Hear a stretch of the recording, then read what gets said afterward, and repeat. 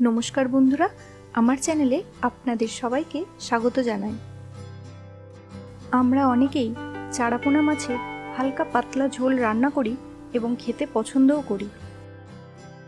বারবার ঝোল না বানিয়ে এই চারাপোনা মাছ দিয়ে সুন্দরভাবে কারি তৈরি করে দেখতে পারেন, খুব ভালো লাগে খেতে। বাড়িতে থাকা খুব কম উপকরণ দিয়ে আমি এই চারাপোনার কারি তৈরি করে দেখাচ্ছি। এর জন্য আমি চারাপোনা মাছ নিয়েছি 300 গ্রাম। মাছগুলো প্রথমে কেটে পরিষ্কার করে ধুয়ে আমি অল্প নুন আর হলুদ মাখিয়ে রেখেছি। আর লাগছে একটা মাঝারি মাপের গোটা পেঁয়াজ, একটা ছোট টমেটো, 2 কোয়া রসুন আর একটা গোটা কাঁচা লঙ্কা।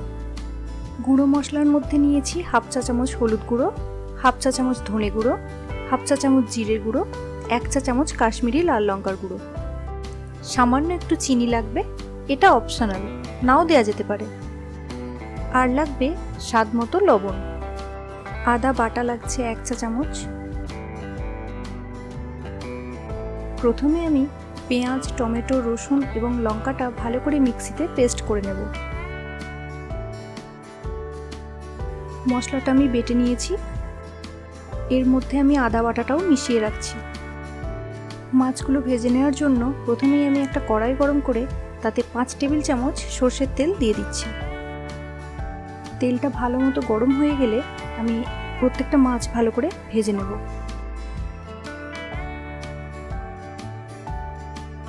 মাছগুলো ভাজতে 2 থেকে 3 মিনিটের বেশি সময় লাগবে না।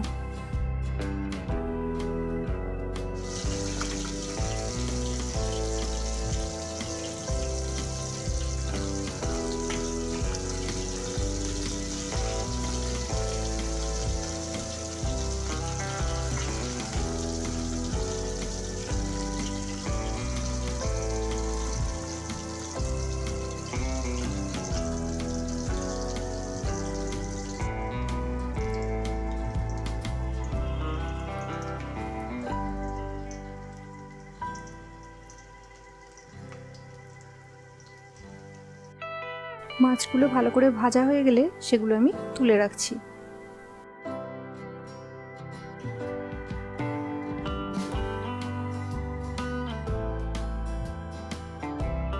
সব মাছগুলোই আমাদের ভালো করে ভেজে নেওয়া হয়ে গেছে। মাছ ভেজে নেওয়ার পর যে তেলটা রয়েছে তার মধ্যেই দিয়ে দিচ্ছি হাফ চা চামচ কাশ্মীরি লাল লঙ্কার গুঁড়ো। এতে রঙটা অসম্ভব সুন্দর হয়। এরপরে যে বেটে রাখা মশলাটা ছিল সেটা পুরোটাই দিয়ে দিচ্ছি।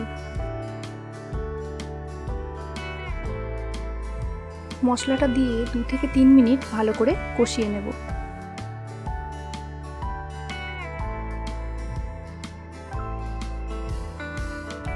এতে পেঁয়াজ আর টমেটোর কাঁচা গন্ধটা চলে যাবে।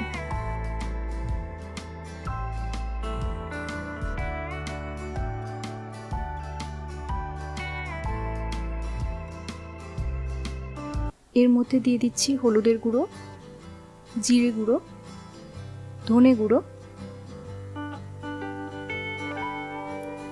কাশ্মীরি লাল লঙ্কার গুঁড়ো। মশলাগুলো দিয়ে আবারও ভালো করে মিশিয়ে নিচ্ছি।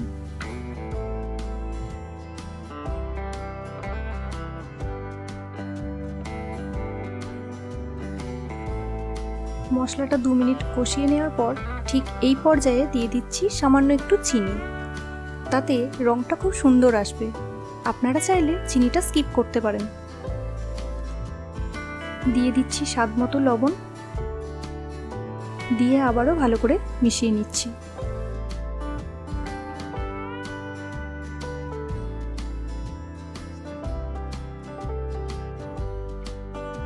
মশলাটা 2 থেকে 3 মিনিট আরও ভালো করে কষিয়ে নিয়ে দেখবেন তেলটা ছেড়ে দিয়েছে।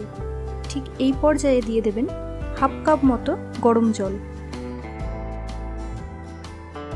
রান্নায় গরম জল ব্যবহার করলে রান্নার স্বাদটা খুব ভালো হয়।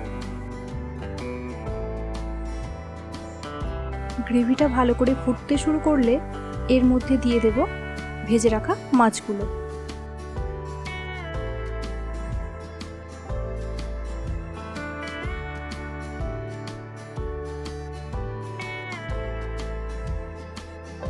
1 মিনিট পর মাছগুলো একটু এপিট ওপিট উল্টে দেবেন।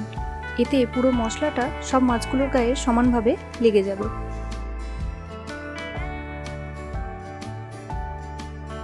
মিডিয়াম আছে এইভাবে 2 থেকে 3 মিনিট মাছগুলো রান্না করে নেব। রান্নাটা আমাদের একদম রেডি হয়ে গেছে। আমি গ্যাসের ফ্লেম বন্ধ করে দিচ্ছি। খুবই কম মশলা দিয়ে আমি মাছের এই রান্নাটা তৈরি করে দেখালাম, তবে এর স্বাদ কিন্তু খুবই ভালো হয়। আপনারা একই রেসিপি বাটা মাছ দিয়েও বানিয়ে দেখতে পারেন।